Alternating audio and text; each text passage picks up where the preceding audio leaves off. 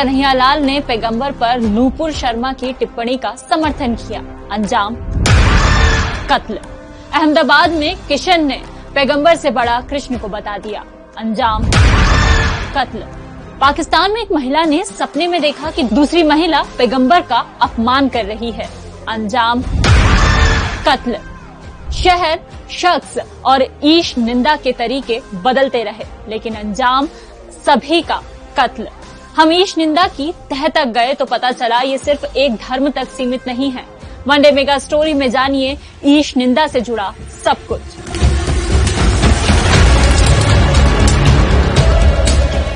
ईश निंदा के शुरुआती सबूत बाइबल में मिलते हैं। बाइबल के दो हिस्से हैं, पहला ओल्ड टेस्टामेंट और दूसरा new testament.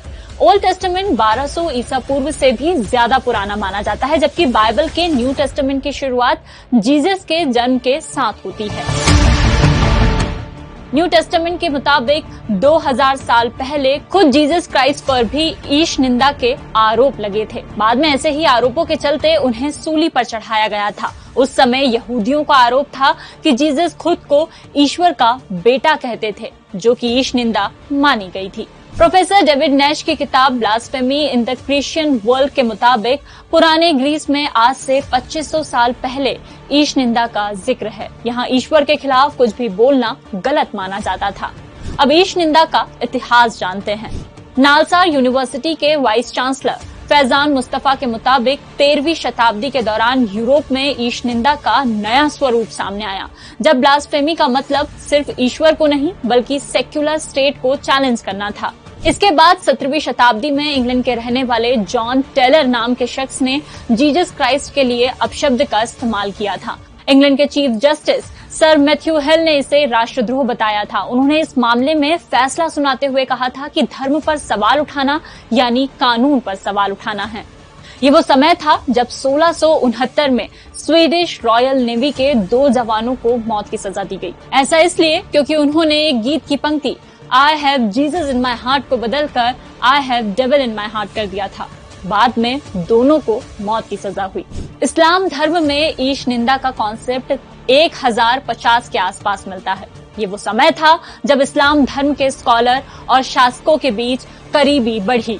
San Diego university के प्रोफेसर अहमद टी कुरू अपनी किताब इस्लाम अथॉरिटेरियनिज्म एंड अंडर डेवलपमेंट में लिखते हैं कि सुन्नी विद्वानों यानी उलेमा ने तब राजाओं के साथ मिलकर ईश निंदा पर कानून बनाना शुरू किया। मुस्लिम विद्वान अबू हामिद मोहम्मद इब्न मोहम्मद अल गजाली ने इस्लाम में कट्टरता को बढ़ावा दिया था। गजाली ने ही ईश निंदा पर मौत की सजा देने को जायज ठहराया था।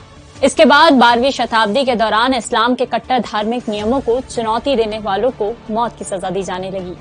फिर इसी वक्त इस्लामिक देश सीरिया, मिस्र और अफ्रीका ने धर्म और राजनीतिक मामलों में सवाल उठाने को केवल असहमति नहीं बल्कि ईश निंदा मानकर सजा तय की।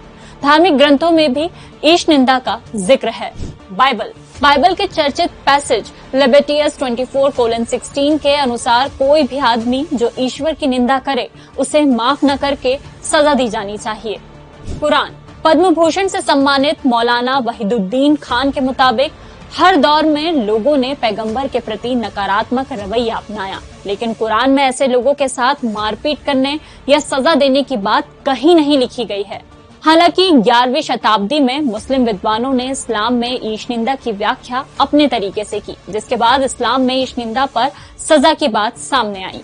गुरु ग्रंथ साहिब पंजाबी विश्वविद्यालय पटियाला में सिख अध्ययन के पूर्व प्रोफेसर धर्म सिंह के अनुसार सिखों के 10वें गुरु गोबिंद सिंह ने ऐसा ही फरमान सुनाया था कि गुरु ग्रंथ साहिब और इससे जुड़ी हर चीज, टोपी, दस्तार या पगड़ी और कृपाण को पवित्र माना जाता है, इसलिए इसका अनादर एक गंभीर अपराध है। हालांकि सजा को लेकर धर्म ग्रंथ में लिखी गई किसी बात का स्पष्ट रूप से हमें पता नहीं चलता। हिंदू, जैन और बौद्ध धर्म में ईश निंदा कॉन्सेप्ट का कोई ठोस सबूत नहीं मिलता है। प्यू रिसर्च के मुताबिक 2019 में दुनिया के 79 देशों में ईश निंदा को रोकने के लिए कानून है। 22 देशों में अपना धर्म छोड़ने या नास्तिक होने को अपराध माना गया है। भारत में ईश निंदा को लेकर कोई अलग से कानून नहीं है। 1860 में पहली बार अंग्रेजों ने भारत में ईश निंदा को लेकर आईपीसी में 3 कानून सेक्शन 295, 296 और 298 बनाए थे। 1927 में ईश निंदा को लेकर भारतीय दंड संहिता के सेक्शन 295 में एक और कानून 295A जोड़ा गया। इसमें धार्मिक भावनाओं को ठेस पहुंचाने को क्राइम माना गया है। 3 साल तक की सजा हो सकती है। 21 अगस्त 2018 को पंजाब कैबिनेट ने धार्मिक ग्रंथों के अनादर के आरोप में दोषियों को उम्र कैद की सजा देने के लिए आईपीसी में बदलाव किए। इसके तहत आईपीसी में 295, 295A के अलावा एक और कानून 295AA जोड़ा गया। ईश निंदा का वर्तमान स्वरूप जानने के लिए हमने सुप्रीम कोर्ट के सीनियर एडवोकेट विराग गुप्ता से बात की।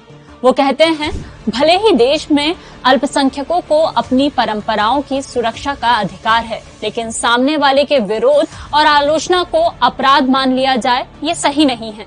एक उदाहरण के लिए, किसी सेक्युलर व्यक्ति द्वारा बिना किसी गलत इंटेंशन के कही गई कोई बात किसी धर्म के अगेंस्ट जाती है तो उसे ईश निंदा का अपराध नहीं माना जाना चाहिए।